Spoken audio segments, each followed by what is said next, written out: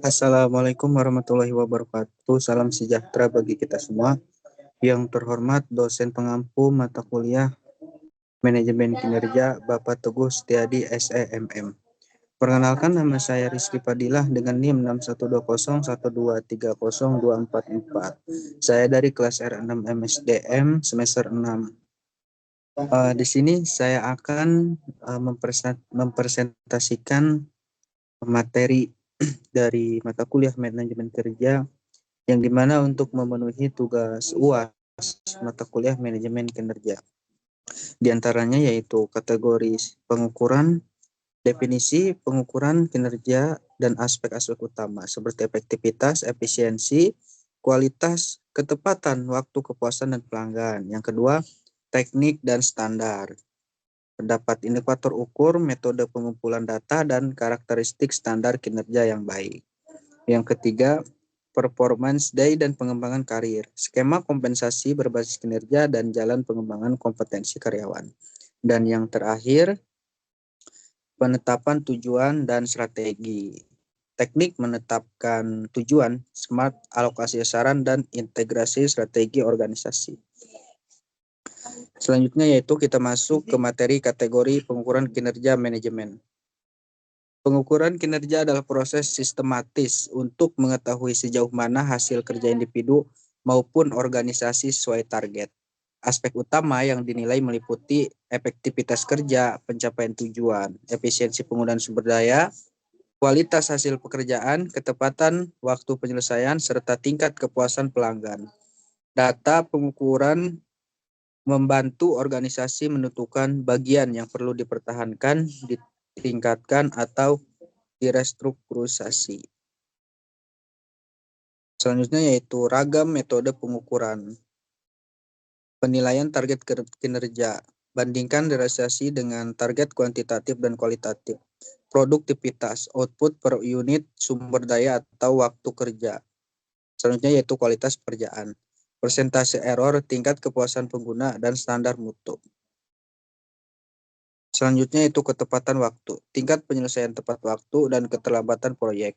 Kepuasan dan pelanggan, survei CSA, TNPS, dan umpan balik menggunakan internal atau eksternal. Yang terakhir yaitu kerjasama tim, penilaian kolaborasi, kontribusi lintas fungsi, dan komunikasi. Materi selanjutnya yaitu teknik pengukuran dan standar kinerja. Teknik pengukuran harus berbasis indikator yang jelas, terukur, dan dapat diaudit. Contoh metrik, target kuantitatif, penjualan output, metrik kualitas, tingkat kesalahan, metrik pelaku kedisiplinan, absensi, serta metrik proses, waktu siklus.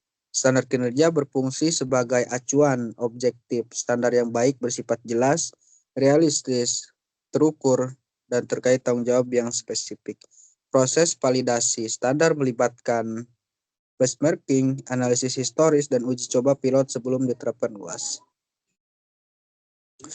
Penting standar harus komunikatif. Setiap karyawan memahami bagaimana penilaian dilakukan. Selanjutnya yaitu implementasi sistem pengukuran langkah praktis. Terdapat 4 poin. Poin yang pertama yaitu identifikasi tujuan organisasi. Rumuskan tujuan strategis yang akan ditambahkan ke metrik operasional. Poin yang kedua, pilih indikator kunci atau KPI. Pilih KPI yang relevan, terukur, dan dapat diandalkan untuk setiap fungsi. Poin yang ketiga, tetapkan standar dan target. Tentukan ambang minimum dan target aspiratif beserta rentang toleransi. Poin yang terakhir yaitu monitoring dan feedback. Bangun mekanisme pelaporan berkala dan sesi umpan balik untuk perbaikan. Materi yang selanjutnya yaitu kompensasi berbasis kinerja. Performance pay adalah insentif finansial yang dihubungkan langsung dengan pencapaian kinerja. Bentuknya meliputi bonus tahunan, komisi, insentif jangka pendek, dan kenaikan gaji berbasis merit. Prinsip desain, keterkaitan jelas antara KPI dan reward, keadilan antara posisi, keterukuran hasil, serta keberlanjutan anggaran. Risiko yang harus dikelola yaitu perilaku oportunistik atau mengejar angka semata, distorsi prioritas kerja, dan penurunan motivasi jika sistem terasa tidak adil. Pembahasan yang selanjutnya yaitu pengembangan karir. Pengembangan karir meliputi pelatihan teknis dan soft skill, program mentoring, rotasi tugas, serta jalur promosi yang transparan. Hubungan antara pengukuran kinerja dan pengembangan karir perlu terintegrasi. Hasil penilaian menjadi dasar identifikasi kebutuhan, pelatihan, dan perencanaan jenjang karir.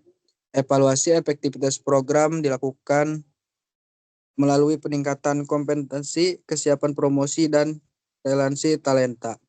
Terdapat 3 poin diantaranya itu pelatihan berkelanjutan sesuai gap kompetensi.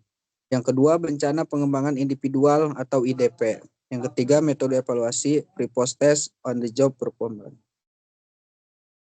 Selanjutnya yaitu teknik penerapan tujuan, konsep SMART, dan penyelarasan strategis. Definisi objektif, the strategies aim.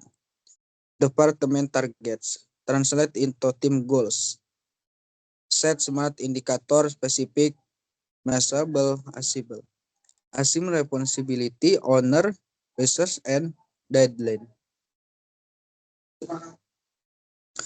Mungkin saya mengambil kesimpulan dari materi yang saya presentasikan tadi, yaitu bahwasannya manajemen kinerja adalah fondasi untuk peningkatan kualitas SDM dan pencapaian tujuan organisasi. Rangkuman kunci. 1. Gunakan indikator yang relevan dan standar yang jelas. 2. Integrasikan pengukuran dengan sistem reward, performance pay, dan pengembangan karir. 3. Tetapkan tujuan SMART dan lakukan cascading agar semua level organisasi bergerak ke arah yang sama. Yang keempat, yang terakhir yaitu lakukan monitoring kontinu dan berikan umpan balik konstruktif. Mungkin hanya ini yang dapat saya paparkan. Kurang lebihnya saya mohon maaf. Wallahul muwaffiq ila aqwamit thoriq. Wassalamualaikum warahmatullahi wabarakatuh.